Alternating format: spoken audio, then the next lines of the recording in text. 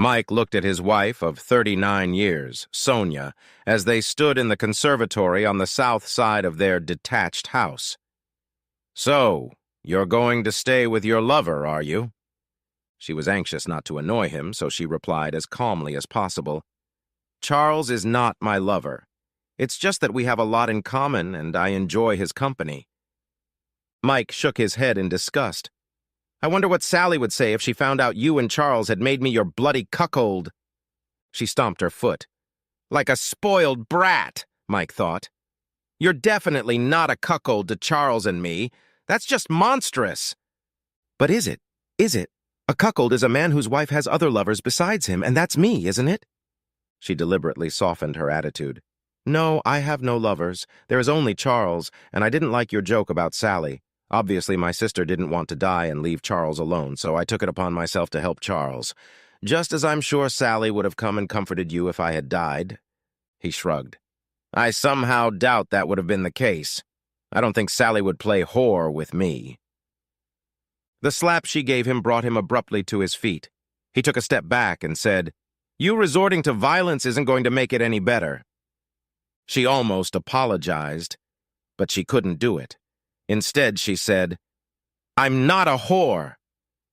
"But you will live with Charles? Sleep in the same bed and have sex with him?" "Maybe.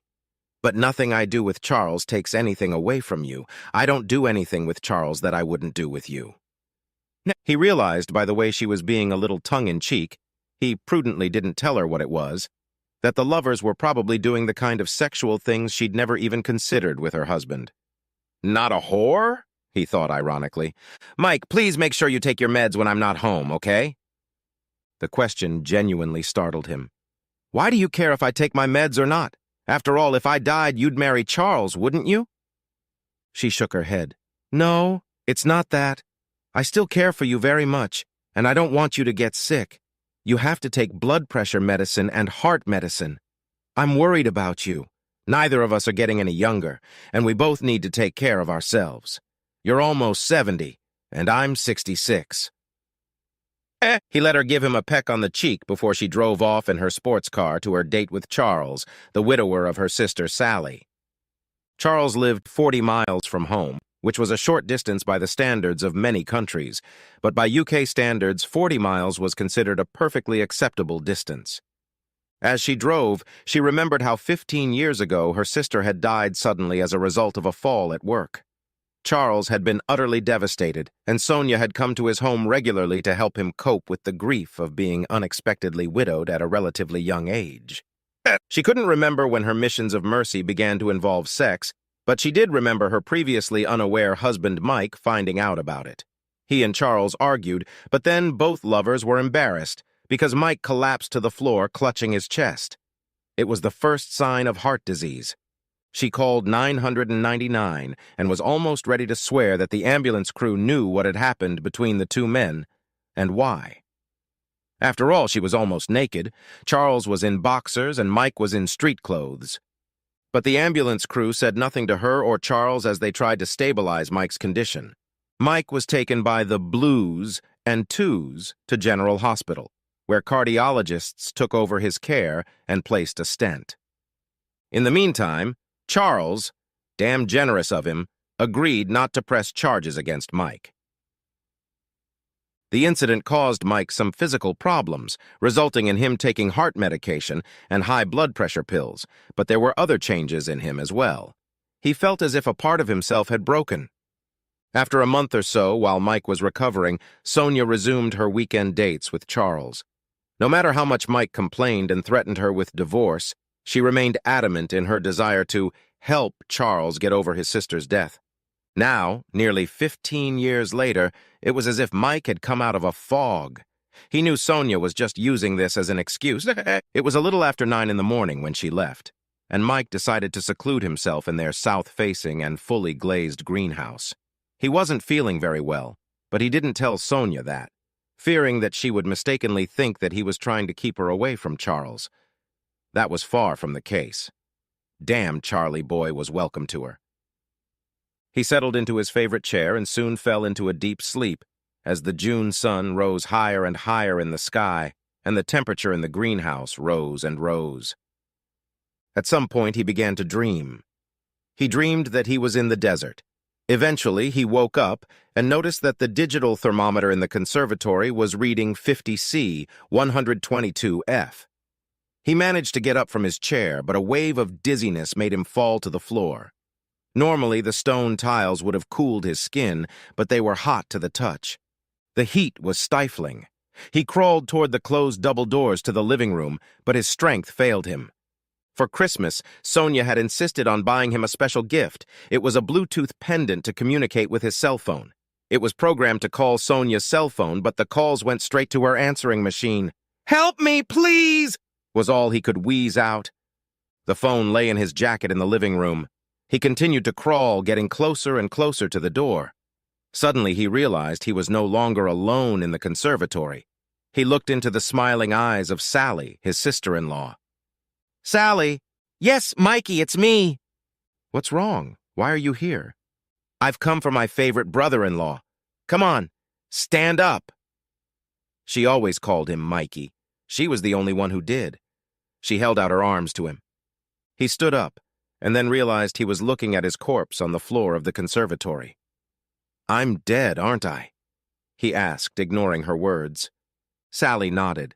"Yes, that's exactly right. You are dead. However, you must come with me. I have special permission to come after you and take you to the other side. I am very sorry for what Sonia and Charles did to you. And you were right. I would never do what Sonia did, not because I don't think you're beautiful, but because immoral is immoral no matter what. And you're right. I'm not a whore." She said this with a cheeky grin. She took his hand and they traveled to a much, much better place. 2 days later, Sonia was on her way home. She realized that she was going to have to do something for Mike. A serious reconciliation was going to have to happen. He'd been upset with her visit to Charles before, but this time was different, and she worried. Maybe she'd led him too far. She pondered what she would do. Would she cook him his favorite food, maybe give him a bath, pamper him? Would she take him to bed and love him? She bitterly regretted slapping him. She had long advocated that women should leave their husbands even after a single slap. So why wouldn't Mike leave her based on that theory? She hoped he wouldn't, but wouldn't that be hypocritical? She'd have to cross that bridge when she reached it. Almost reaching home, she remembered she hadn't turned her phone on. There was one message from Mike. "Help me, please!" She panicked. She accelerated, speeding, and the guilt added to her need to get home as quickly as possible. As she pulled up to the house, she noticed his car still parked in the driveway. She parked next to it and ran into the house yelling for her husband. Once in the living room, she looked through the glass doors into the conservatory and saw a sight that would stay with her for the rest of her life. Her husband's remains lying on the stone tiles of the conservatory, his hands reaching for the door to the house. When she saw what was left of him, she nearly fainted. After all, 3 days of 50-degree heat in an enclosed space would be expected to have an absolutely horrifying effect on a corpse. She called 999. A specialized team arrived on the scene. Mike's remains were bagged and taken away. A sympathetic masked coroner opened the conservatory doors facing the garden and opened the many windows. He gave her the name of a specialized firm dedicated to cleaning up crime scenes and accidental deaths. "They're very good," he said. "Ask for Andy and tell him Dave from the county coroner's office sent you, and they'll take care of you." She closed the doors to the conservatory, hid in the kitchen, and bringing a bottle of gin with her, called the only person who she thought, or hoped, could understand what she was going through. Charles answered the phone rather warily. "Hello?" "Charles, it's me, Sonia. When I got back, I found that Mike had had a heart attack. He's dead." Before Charles could answer, Sonia heard a shrill female voice shouting, "Charles, are you talking to that slut who let you turn her husband into your cuckold? Just get her off the phone right now, you bastard! You're supposed to be pouncing on me, not talking to her!" Charles started to speak, but Sonia interrupted him. "Just back off, Charles. I thought there was something special between us, between you and me. And yet years ago I almost divorced Mike for you. What a fool I was, because I was just another girlfriend for you to have sex with. And tell that shrill, tin throat one that she's with you to fuck off too." She cut off the call. The next step was to block Charles's phone number. Yes, too little and too late, she knew that.